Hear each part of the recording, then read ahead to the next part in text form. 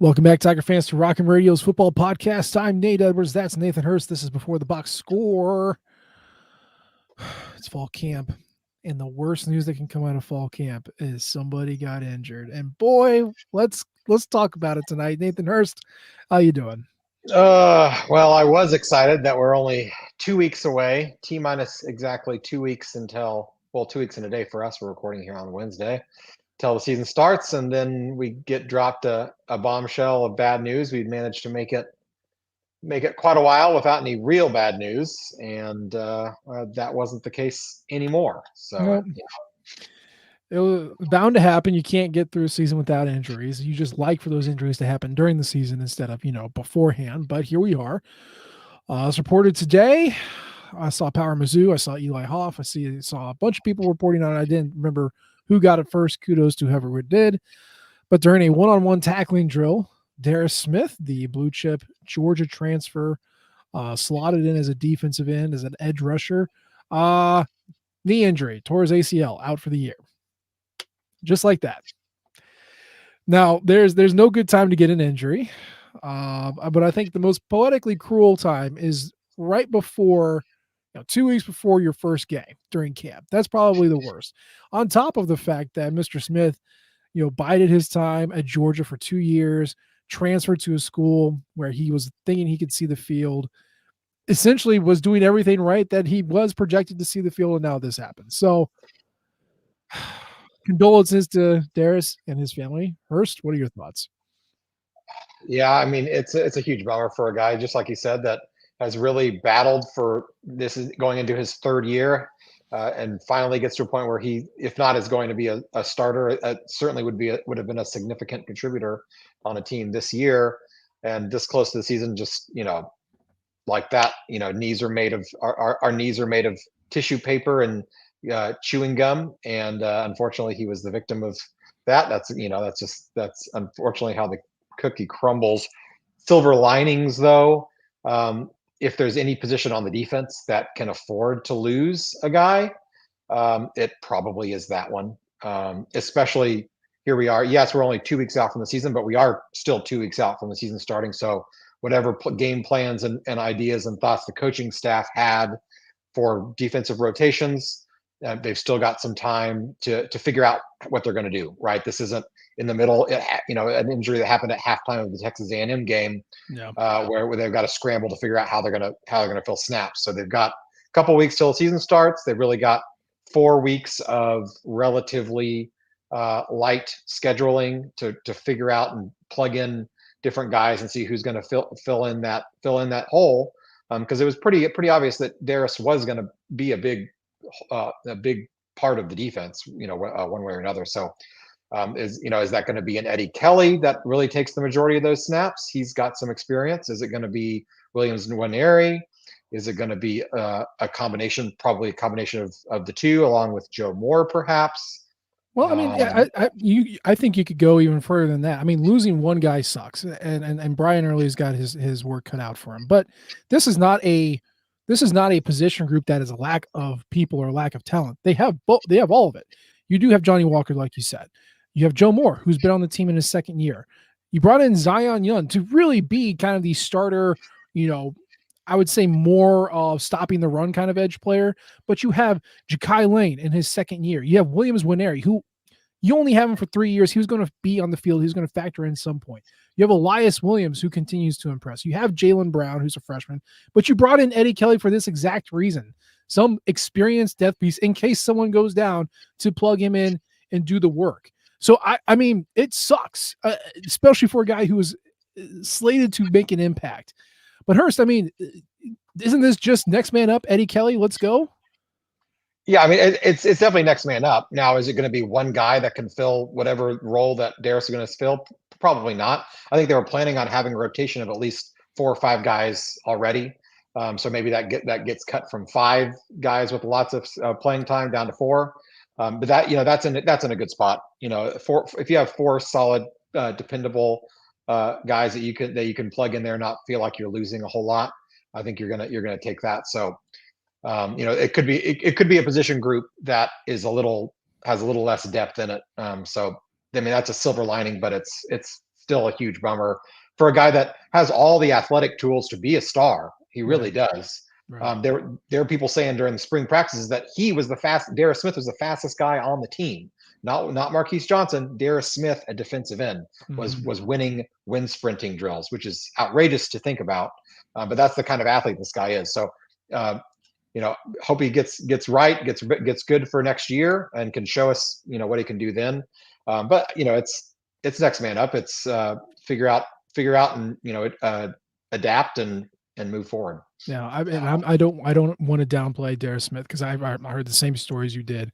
There's so much chatter around this guy. Clearly, we thought that something could come of this to help us deal with this, to help us cope. Let's talk about it in those terms. Again, nothing to disrespect Darris Smith, but let's talk about it in a coping situation. Number one, how many players has the Eli Drinkwitz staff talked about in spring and fall, and we just never hear a peep about them? Plenty. And not even a people, when they get on the field, they're not half as good as they get talked about. It happens. Okay. Now there's a few that stand out that were actually good. Tristan Newsom from last year is one that comes to mind, but for the majority of the time, you get your Kiki Chisholm, right? The guy that the staff is really upset that you're not asking about, and then goes on and does basically nothing. Okay. So that is part of it too. Number two is this is a guy who would have been seeing significant snaps this year. He was at Georgia for 2 years. We know that. He was in one game on special teams in 2022. He played a snap, and then he was in 30 snaps over 3 games at Georgia. I am sure that Georgia staff thought he was great too. He was behind a bunch of other dudes that were impressed, but he could not get on the field there because he couldn't get it. Now, was he getting it here? We don't know. All signs point to yes, but we don't know. There's a good chance that it was not going to work out, and he is just kind of one of those athletic freaks that they talk about that can't put it together. We don't know. Can't mean that he doesn't, but it doesn't mean he was going to be an impact player now. And then thirdly, you have Williams Nwaneri, you have Elias Williams, you have Eddie Kelly, you have Ja'Kai Lane, who I've been excited for 2 years now. This is the second year. Maybe this is his chance. I'm not saying Darris Smith is going to get Wally pipped, but it does open the door for a younger guy who's kind of maybe, the guys who might be I might be transferring because I can't see the field. It might give them a chance to show what they have. And either Mizzou realizes what they have and holds on to it, or, it puts something on tape and they can go do something else somewhere else. So, I mean, it sucks all around, but we also don't know what this is going to be. This is not losing Luther Burden. This is not losing Brady Cook. We are losing an undetermined high potential, and we don't know what that looks like. Wish we could. It's not going to be this year, but I think for now we will be okay. Yeah, I think the defense will be okay. This is not a death knell. Oh, there's no way we're going to get any sacks this year type of loss.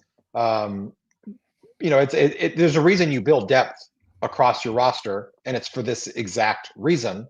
Is because these things is going to happen. He unfortunately is not the only player that's going to get hurt this year on the roster.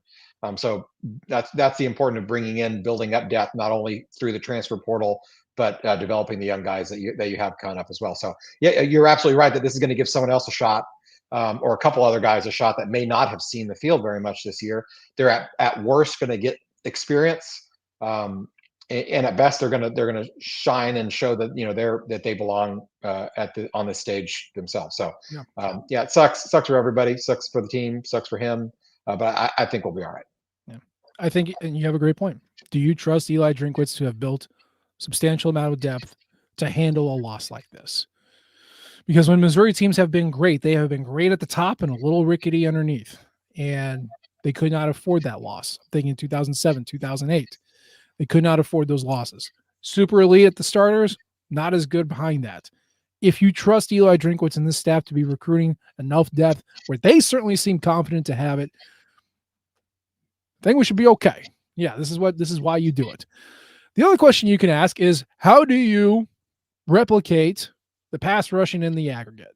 Because the big issue from last year into this year is that all your pass rushers were gone. 3 of the top 8 returned. The best one was Johnny Walker. We know that. But Darius Robinson, second best, gone. Jaden Jernigan, gone. Realis George, gone. Josh Landry, gone. Niles Gaddy, gone. Teron Hopper, gone. You're left with Christian Williams, Johnny Walker, and Joe Moore, who were great, but did not rush the passer as much. So what do we have? What else do we have? What other proven pieces that we have? And that's why they brought in all these edge rushers, because we did not have them. That's what Darris Smith was supposed to be.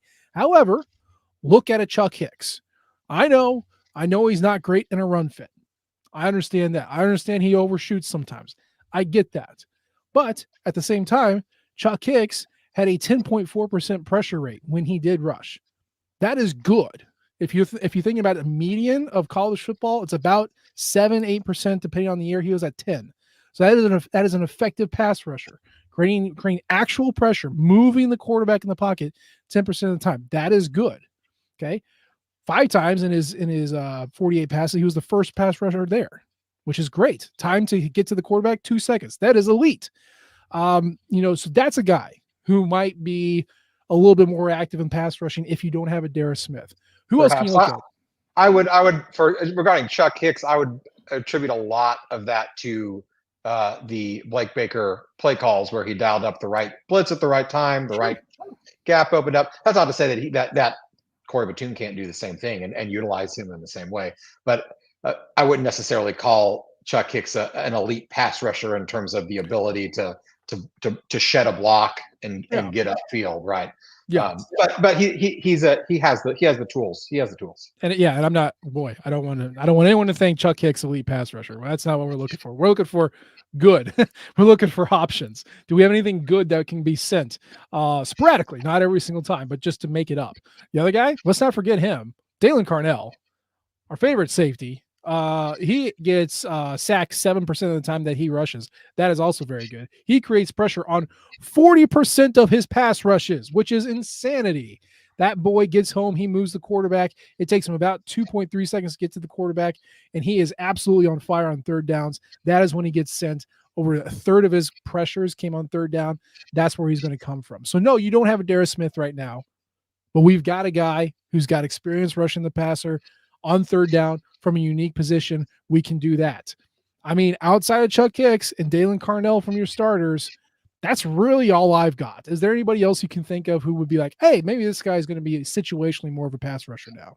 I mean, I think a guy that we can look at that they brought on is Corey Flagg.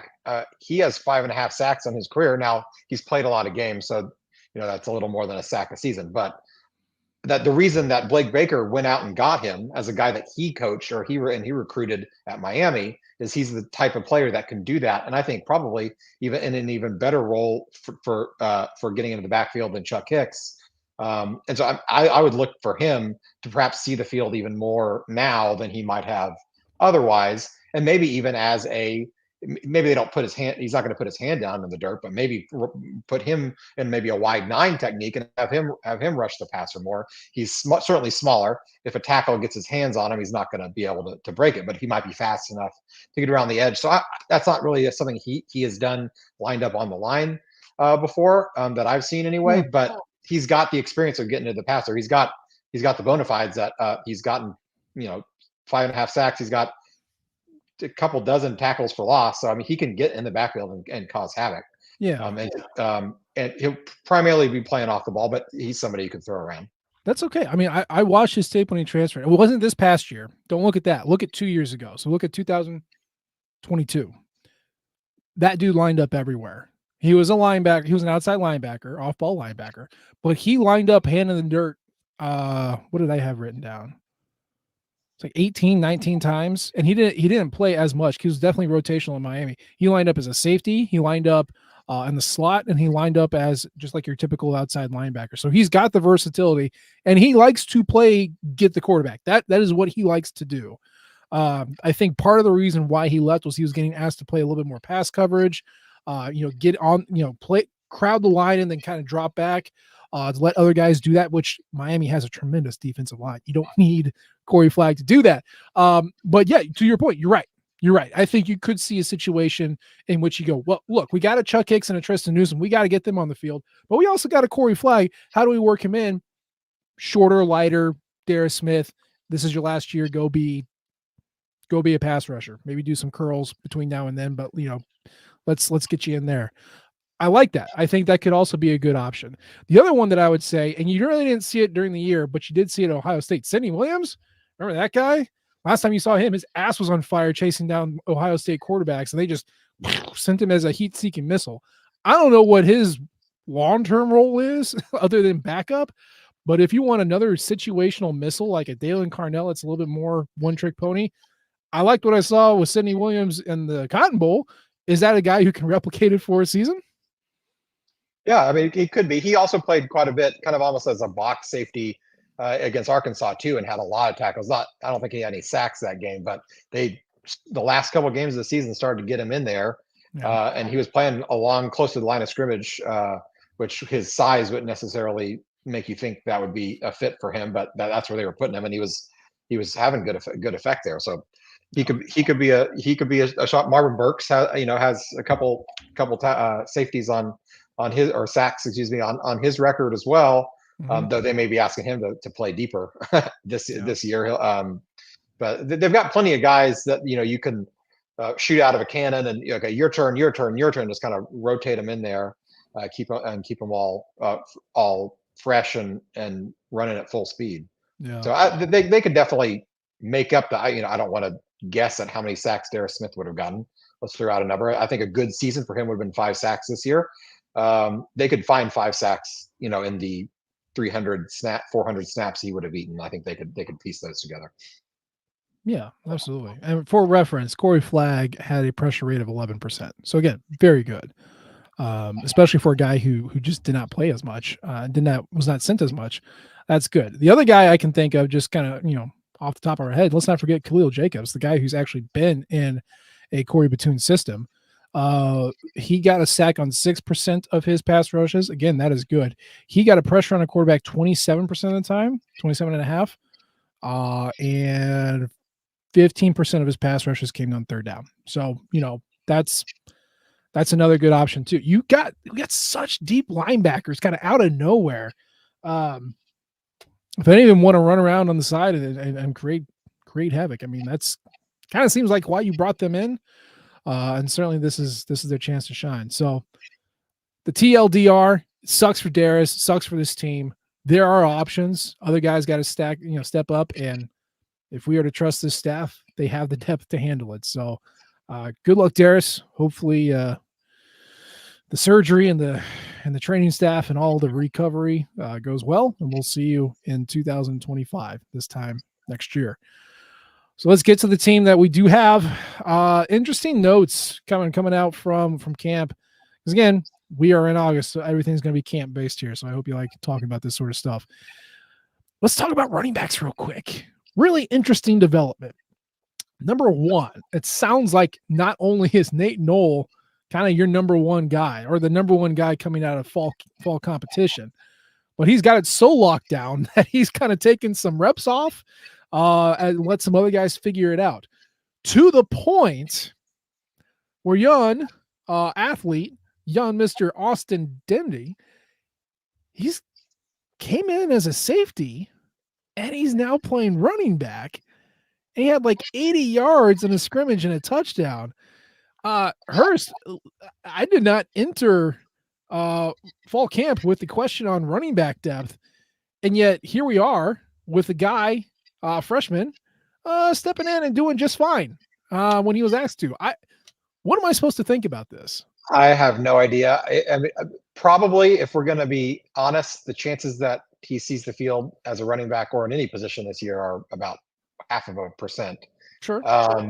That doesn't mean that it's incredibly impressive that a guy who comes in thinking he's going to play secondary and within a matter of 2 weeks of fall camp gets switched to running back, and not only gets switched to running back, but seems to be kind of the star of the scrimmage, at least from that position group. So he's clearly an incredible athlete, one way or another. I'm not sure. I mean, the running back room is, as you mentioned, incredibly deep. Not only do we have Nate Noel, who's locked down the first string job.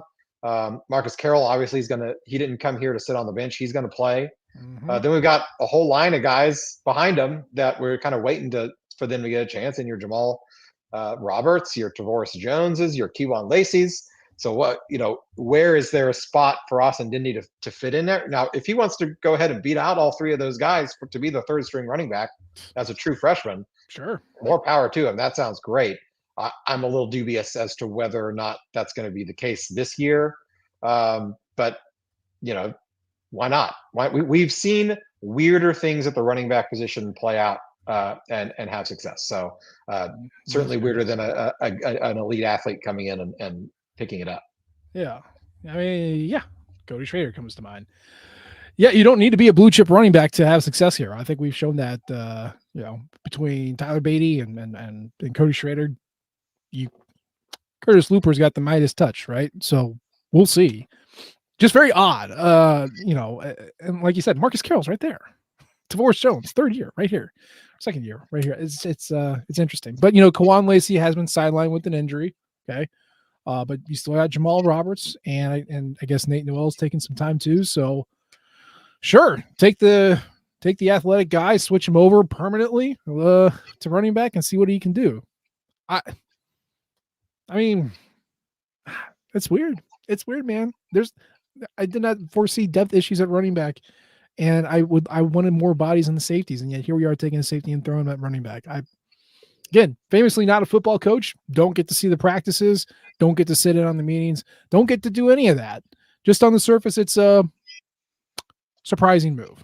I'm not even sure if the move is because of the coach is worried about worried about depth at the running back position as much as they see a guy who they think could be the best player, maximize his abilities in one position versus another. And maybe they offered him and say, hey, you can play running back, you can play safety. Here's what we think you're going to do best at, but you get the choice. I know that's what Gary Kinkle always ran. You can play whatever position you want, but we're going to tell you what we think about how good you are at that position, and you'll play accordingly. So my guess is more of the fact that they think you've got this skill set, and we think you would be best, whether that's here or anywhere else at running back as opposed to safety. We'll see how it plays out. There's nothing that says he can't move back to safety either. Those are kind of the two of the positions that are probably easier to jump between if you're talking about offense to defense. So I don't see any reason why he couldn't switch it back too if there's a rash of injuries at the safety position, or he gets buried on 6 deep and running back and wants to try his hand somewhere else. Yeah, I mean at 6'1", 200. He is the second heaviest running back on the roster currently behind Marcus Carroll. He's also the tallest running back on the roster and really the tallest running back in the Eli Drinkwitz era. So this is very much a different shape, a different size of running back than Eli Drinkwitz has previously deployed. Doesn't mean anything. Just he's probably one of the bigger guys to do it. And he's 18. So yeah, I don't know. I'm really curious to see what happens. And yeah, I mean, it's college. If you are super athletic, you can make that flip. A lot of guys have experience playing both ways in high school, and sometimes Owen Marisette comes to mind, the Stanford fullback and linebacker from the mid aughts. The UCLA linebacker who played running back for a couple of years when they got that rash of injuries, like early 2010s. It can happen. It's just interesting. That's all. Hey, let's not forget Chris Evans-Drain started as a receiver, flipped to corner. By the way, he's in the NFL right now. So, who am I to question this staff switching positions, right? Shut up, Nate. Moving on. Speaking of guys who got positions locked down, it sounds like Marcus Bryant, the SMU transfer, had a really good battle with JUCO transfer Javen Richardson at the left tackle spots. Sounds like he's got it locked down. How do you feel about that, Hurst? I know you're a big fan of him. Yeah, I'm a big fan of him. I think the fact that there was a battle says way more about Javen Richardson than it does about Marcus Bryant, to be honest, and that's a good thing. Meaning it means that Javen Richardson showed up wanting to compete and put on a good show in doing that, which it does nothing but help depth for the line. If Mimbu or Bryant were to have to miss any time, I would feel pretty confident. I'd imagine the coaching staff would feel pretty confident slotting Richardson in there to take their place. Now, that's never anything you want to do, but it's always nice to have a guy that can compete at a high level to do that. And Richardson's a JUCO transfer. He's got 2 years of eligibility. Marcus Bryant only has 1. So next year we're going to be looking for a left tackle again. or and a right tackle. Well, perhaps we'll see what happens with Mimbu. Right. I have a feeling that he might blow up this year, and this might be his last year that we have him in black and gold. In which case, we'll have an opening on the right side too. Mhm. So it's great to have another guy that the coaches feel strongly about. But Marcus Bryant is really good, and he's going to be drafted in, if not the first day, probably not the first day. He'll be drafted on day 2 of the NFL draft. He's that level of a player. I feel pretty confident in saying so. I'm glad the coaches just didn't hand him the job and made him compete for it. I think that's going to be a benefit to everyone Yeah. on the offensive line for sure. Yeah. So yeah, it's good. It's good. I'm glad that result happened. That means he came ready to play, and I'm also glad that we've got the depth. I mean, the staff was talking last week, I think is what it was, how, Cannon Green came here. He was a guard at Oklahoma. He came here. He was, they're like, hey, let's give you a shot at left tackle. And apparently Green told him, he's like, hey, look, you put me where you need me to go. I want this team to be successful. Slot me where I'm going to be the best. And that's when they said, okay, well, let's go get another tackle. Let's go portal shopping, see who we can find. And that's when they brought in Bryant. So clearly they were okay with Green being a tackle, but knew that they could do a little bit better, and then did it. And then, yeah, oh, by the way, to your point, Javen Richardson shows up and balls out for, the first half of fall camp, kind of unexpectedly. Not, obviously you recruit a guy because you think he's great, but you didn't realize he was going to be like that, especially coming from the JUCO ranks. So, I mean, I am also going to choose this to be a good thing, where they thought Bryant was going to have it locked down and Richardson pleasantly surprised them. I'm not going to view this as Bryant was not as was advertised, because I think in that case they got several options they could go with other than just trotting out the graduate student for his sake. So this is a team that that's shooting for the playoff. They've all said it, or at least one person has said it, but they all seem to be pulling in that direction. So you are going to find the best and put him there. And if that's Marcus Bryant, that's great. And then, yeah, he's gone. And then Javen Richardson can plug and play. Offensive line, again, very, very small question for me, just because you're replacing the left side, and the left side was the best side last year. With going Bryant, Green, Tollison, I'm going left to right, Johnson, Cameron Johnson, Armand Mimbu. Great offensive line or greatest offensive line? You tell me. I would say it's a great offensive line. We don't yet know if it'll be the greatest offensive line. That still, I think, goes to the 2013 offensive line until dethroned. Yeah. For no other fact than that 4 of those guys ended up playing in the NFL for a long, significant amount of time. I think actually 4 of them were in the significant amount of time. So it could get there, though. It could get there. And you're looking at a line that could see 4 guys be in the NFL in a couple years as well, if not 5. If Tollison continues to develop, there's no reason that he couldn't in a couple years get drafted and end up in the NFL as well. So I could easily see the other 4 guys playing for a long time at the next level. So it's there. They're poised to do great things. Haven't done it yet. We got to see it, but it's the talent is there. I would say it's the most talented offensive line that we've had. Sure. We'll see what the production is, but they definitely have the most talent. Yeah. Tolson's a little light for an NFL offensive lineman, but he's got the smarts for it. Mimbu, yeah, let's hope he gets drafted this year, because that means great things for him. Cameron Johnson, Marcus Bryant, obviously you seem to be pretty high on them too, but yeah, we'll see. Again, this is a small question, and boy, it seems like they answered it with aplomb. So I'm feeling pretty good about that. So congratulations on Marcus Bryant locking that down. And of course, if it doesn't work out, we got other options. Here's kind of the surprise fun story of fall camp. I have been worried about the secondary, specifically the corners, basically since I left the conference room with Eli Drinkwitz and holding that trophy. I'm like, oh my God, how do we get new corners that are as good as Chris Abrams-Drain and Ennis Rakestraw? Obviously, they brought in Toriano Pride. You had Marcus Clark on the roster. You had Drayden Norwood on the roster. So they answered the question. But lo and behold, we get a little guy named Nick DeLoach. Now, I don't know if you all remember this guy. I do because I'm a nutso weirdo. But Nick DeLoach is from Cahokia, Illinois. Kind of an afterthought in the 2023 class. 3-star, 6', 175. Did not see the field last year. And now he might be starting opposite Toriano Pride as Missouri's starting cornerback. How do you feel, Nathan Hurst?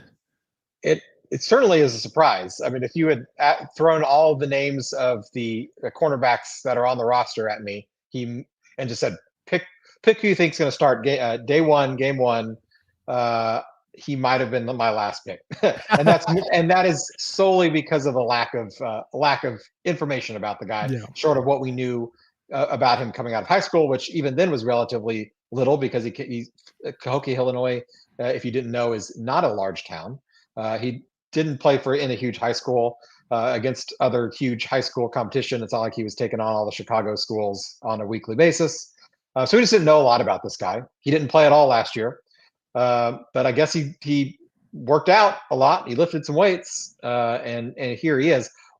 What really when I was hearing all the great things coming out of camp about him, really reminded me, if you want to harken back to, I think the year is 2018, different coaching staff, but we started to hear a lot of words out of camp about a guy we really didn't know a whole lot about, a little 3-star linebacker from Dallas, Texas, named Nick Bolton. Yeah. We were kind of like, this guy? He was kind of an afterthought, and he's playing well. Oh, and then the next thing you know, Nick Bolton is Nick Bolton.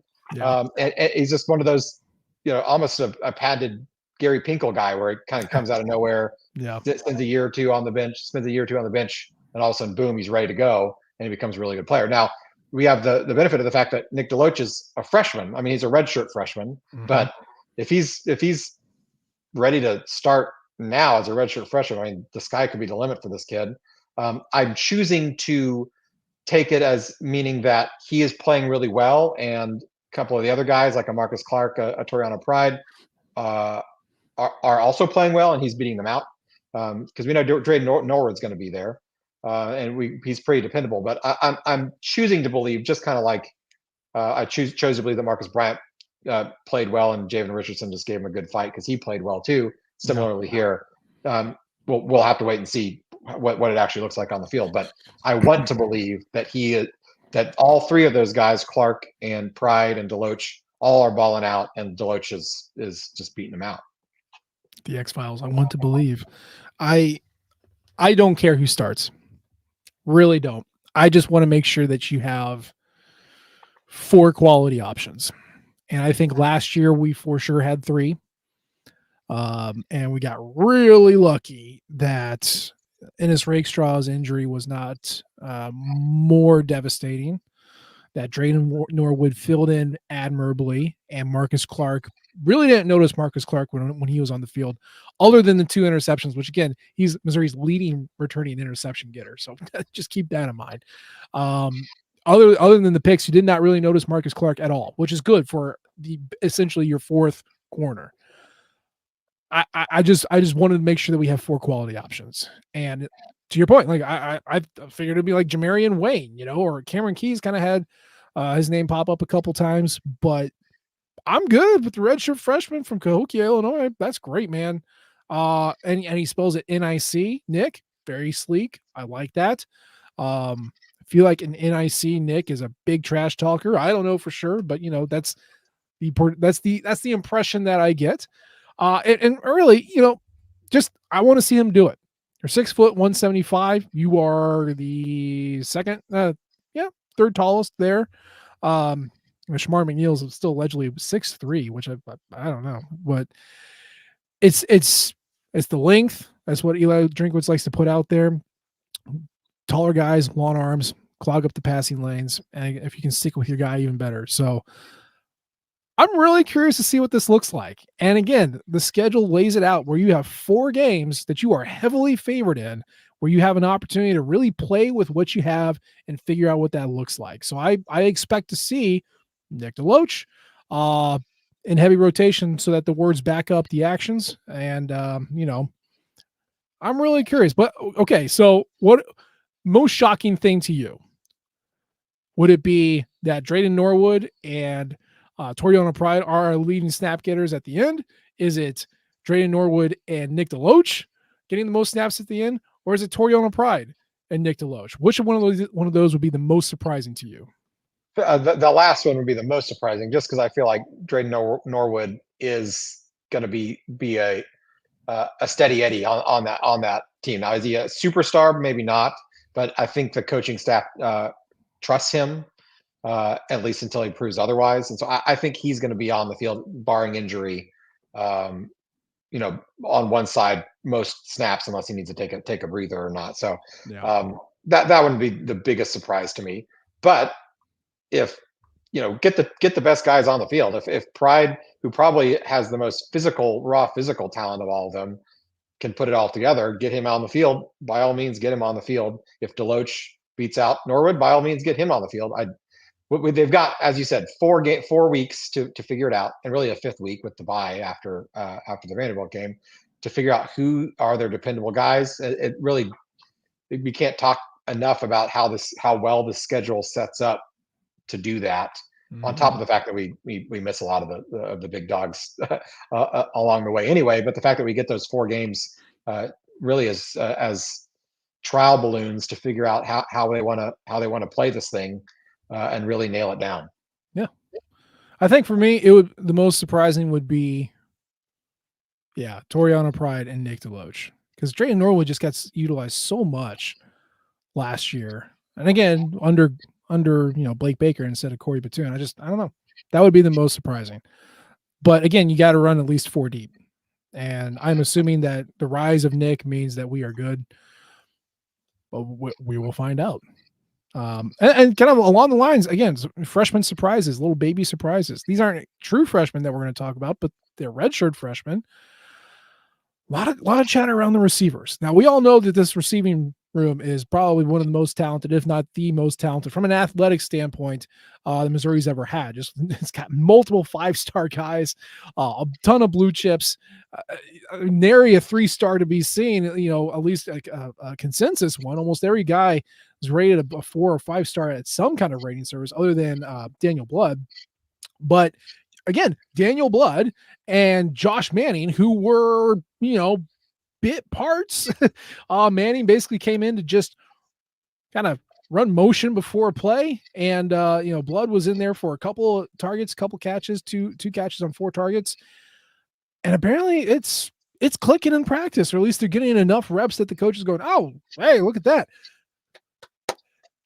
We have too much talent, Nathan Hurst. I can't imagine. I can't believe I'm saying this about a Missouri team. There's too many talented guys on this team. I don't know how you get targets spread out to the point where you keep them happy and fed and developed. But between Luther and Theo and Mookie and Speedy and Mackay, and I don't know where the snaps come from. So what's the coaching staff to do here? The coaching staff needs to get it in their heads every day when they wake up, when they eat lunch, when they go to bed. We have 3 seniors or 2 seniors and a first-round draft pick that are leaving after this year. Be patient, be patient, be patient. Your time is coming. Your time is coming, because those 3 guys are all going to be gone next year, and all of a sudden that's going to open up 300 catches or at least passes, opportunities to catch starting next year. So it's just preaching patience, preaching work hard, keep your head down, your time will come. Mackay Miller is another guy that, he could start for 80% of SEC teams, and he's going to be at best the 4th receiver on the team. But he could be a major breakout star this year if he was given the opportunity. He just probably isn't going to really get the opportunity, besides 5 targets a game, just because of the guys that he's got in front of him. So I think the guys, the Josh Mannings, the Daniel Bloods, they understand that. They see that. The James Madisons as well. Plenty of, we haven't even talked about, the true freshmen, a couple of guys coming in that are also 4 stars in their own right. Just patience, wait your turn. It will come. And, God forbid there are a couple injuries, just like the defensive edge position. we can, if there's any position on the team that could deal with a couple injuries, it would be this one. Now the guys that you'd be losing potentially are all-star caliber guys that you would never want to lose, but it could be worse. Yeah. I mean, Eli Drinkwitz and Kirby Moore like to run a lot of 11 personnel. So there's typically a tight end on the field, and that tight end is Brett Norfleet. So you're not really seeing a ton of 5 wide.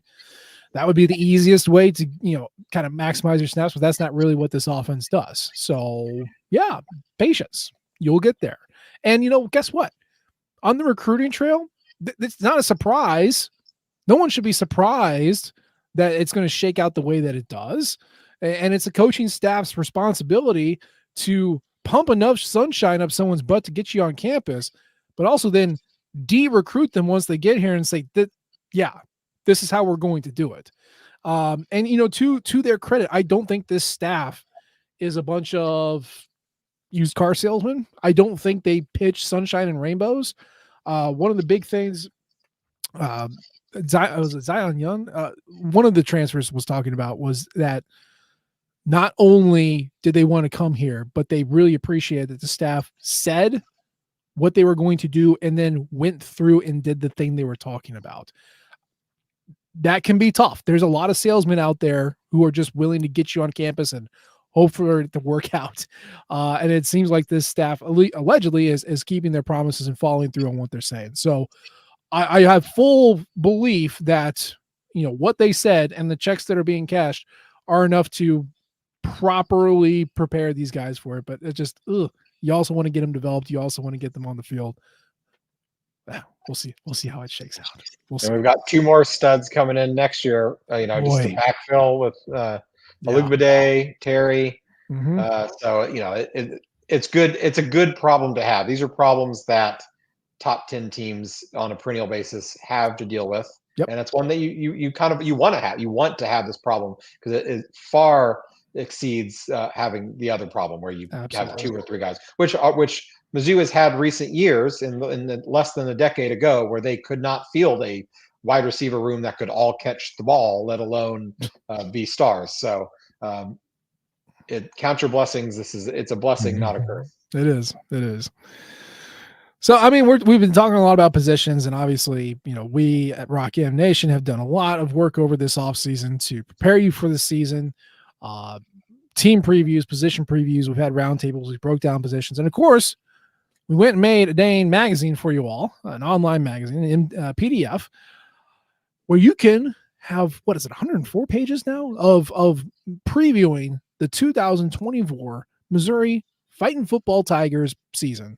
And, of course, Nathan Hurst and, 5 other of our closest friends put this thing together, spearheaded by Dan Keegan, the mastermind of this. It is out. It is beautiful. It is very pretty to read and look at and very informative. Hurst, how proud of you on a scale of 1 to 10 are you of this work? I'm really proud of it. I mean, I think our intrepid producer and designer, Levi, did an incredible job designing the entire thing. It's actually 115 pages of your finest Mizzou football content. Incredible photos from Rock M's own Cal Tobias. It's great. It is turned out even better than I expected it to be when it was all said and done. It's digital. It's in your PDF. You can have it on your phone within 30 seconds. All you have to do, we'll drop the link in the YouTube page, and if you're watching this on YouTube, if you're listening to it on the podcast, we'll put it in the description of the podcast. All you gotta do, hit the link. If you're not a Rock M Plus subscriber, it's $15. It's $15 that I believe, and I think everyone that worked on it believes is well worth your money. If you are a Rock M Plus subscriber, you get a discount. It's only $10 if you're a monthly subscriber, and it's only $5 if you are a annual subscriber. So super cheap. When I talk about how in-depth this thing is, there are multiple paragraphs written about every single true freshman that's on the roster. So I'm sure you forgot about all the guys that signed way back last December. We went through and reminded you and wrote about every single one of those incoming freshmen that you maybe didn't even know we had on the team in the first place. Every single transfer has almost a full page written about them. to remind you about all the transfers that we brought in. There's 30 plus new members of this roster, and we outlined each one in detail. And talked about what to expect from them this season and beyond. Every single game that Mizzou plays this year, we've had full multi-page previews on those matchups, what to expect, what do those teams look like, where are they this year versus last year if Mizzou played them last year. Every position group, we outline depth charts, what do we think that's going to look like. The one that now looks a little different is the edge room. Unfortunately, we talked about that already, but you can just skip that little part and read the rest of that and every other position preview. This thing is chock full. It's well worth your time. You still got 2 full weeks to ingest it. It'll take you all 2 weeks to read it. It's that long, but I think you will be very glad that you did. So highly recommend it. Check it out in the link below. Yeah, very good. And let's close it out with something silly, or proceed to be silly. Every time we get to right before football season, it seems like there's a little subcategory of troll that comes out and says something along the lines of fall weddings should be illegal, or don't ever go apple picking. It's a trap, or vacations in the fall. Don't you even think about it. Like just the nutso faux pro, like, I'm all about football, that I put my entire life on hold and do nothing but sit on my ass in front of the TV every Saturday and consume 18 hours of college football because that's what it means to be a real fan. I hate that. I hate it. Number one, I don't believe you, because I know people who have said that, and yet there they are sitting asking their girlfriend, how do you tie a Windsor tie, while they called Uber to go to the ceremony. So like, shut up. I don't believe you. If this is just an online persona just for laughs, okay. But I really don't I think there's some people who actually think it, especially when you have someone like a Josh Pate who goes on to his radio show and tells everybody how he thinks fall weddings are trash and you shouldn't go to them. I don't know, Hurst. Am I just old? What are your thoughts on this? My thought. So I have a couple thoughts. First, in my maturity and my old age, I've kind of landed on the mantra of you do you and I'll do me. And if you want to not do the fall weddings, don't do the fall weddings. If you want to have a fall wedding, have a fall wedding. The people that you want to be there will hopefully come, and if they don't, then maybe you really didn't want them to be there in the first place. I will say, I will admit, in my younger years, I probably skewed more on the side of refusal to do anything on fall besides watch football. I talked to Big Game about how I would never go to a fall wedding. Did I follow through with that with my own wedding? I guess ours was in the summer, but I have certainly attended plenty of fall weddings since then. I've softened the stance. I've actually attended a couple weddings that were in the middle of a Mizzou game, and now whether or not I happen to have the game on my phone, in the pew below, I'm not going to admit that. But I've softened my stance considerably on fall weddings. Really, it comes in my ultimate opinion is if you want to do it, go for it. I'm not going to tell you that you're a bad fan if you go to the apple orchard or if you have a fall wedding at the same time as a Mizzou fan. That is your prerogative, and you are welcome to it. If you don't want to go to a fall wedding, don't go to a fall wedding, but also don't expect to be invited to the next fun thing going on or the next wedding. If all your other friends that are at that wedding notice that you're noticeably absent, that there are consequences for your actions as well. So, you do you, I'll do me. I'm going to be attending plenty more fall weddings in the future, and it is what it is. Now I have managed to avoid the pumpkin patch so far on a Saturday morning. That's not to say I'll be able to avoid it entirely, but I've managed to avoid it so far. Look, man, maybe we'll do the pumpkin patch on a Friday morning. We'll take the Friday off and go on the Friday morning. Here's the thing. You and I went to a fall wedding last year. It was beautiful. Yeah. Fall weddings kick ass. It was fun. I got to miss the best season. Was that last year or two? Oh yeah. Oh no. We got to miss the Kentucky game. Yep. Which I watched immediately after getting home at midnight that night, Yeah. and it made my evening even better than it already was because that was a great game. Yeah. And had we lost that game, I would have missed it and been way more Missed mentally it. healthy Yeah. because of it. Yeah. Like it's when people say you're a bad fan for taking your kids to the pumpkin patch or, to a wedding. That's what really gets me. Oh, for sure. And look, we live in unprecedented times. I understand that it's nearly impossible to avoid spoilers if you're not watching it live. I get that. I understand that part of the fun is social media-ing your way through the hard times of a game that's in question. I understand that. We also live in unprecedented times where not only can you watch any game you want at any time, you can do that in your hand. You can do it. One of the more fun aspects of it was Travis's wedding, so it was a couple of years ago. One of the more fun aspects of that was that we were watching Mizzou get his ass handed to it by Texas A&M while we were waiting for the bridesmaids to get down.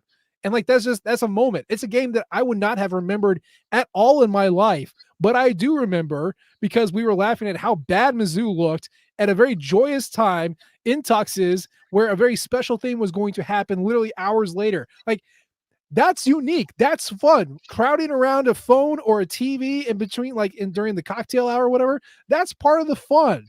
Don't tell me that not supporting my friend is the only way that I can be a good fan. Okay? The Vanderbilt game is not going to help me move. Okay? Right? What Missouri does against Oklahoma this year is not going to go for drinks out with me to, reminisce about what we did and kick back and have a good couple hours away from life. It's not going to do that. Okay. Don't ruin your friendships for Murray State. Don't tank a potential long-term relationship for Kentucky. Okay. That's what I'm saying. And if you do want to do that, that's fine. This goes back to communication, right? Hurst, you and I talk about this all the time. If it is important, talk about it. Tell them that this is a very important thing. No, can we I don't want to go to the pumpkin patch now. Can we do it at a different time? Okay. Plan ahead, communicate what you want, and then do a little back and forth so everybody gets what they want. That's the key. Okay. It's not a big deal. You don't need to watch Wake Forest lose to Clemson. I promise you, it's not going to make a lasting impact on your life. Mizzou games are obviously important. Communicate that, make that be known. Everybody do what you want to do, but I'm going to live my life. I can't tell you how many games I watched while walking a baby and just looking at my phone, or watching on DVR and skipping all the crap until I get to the good part. That's actually kind of nice. It's okay. Do not get up in arms about fall weddings because they're awesome. They're awesome. Also, core memories are important. Pumpkin patches are fun. So there's my little soapbox. I can't wait to hear how wrong I am about this, but I am right. Did we miss anything? I think we got everything here. Team captains were named. One thing that, yeah. that they announced, I believe it was Tuesday of this week.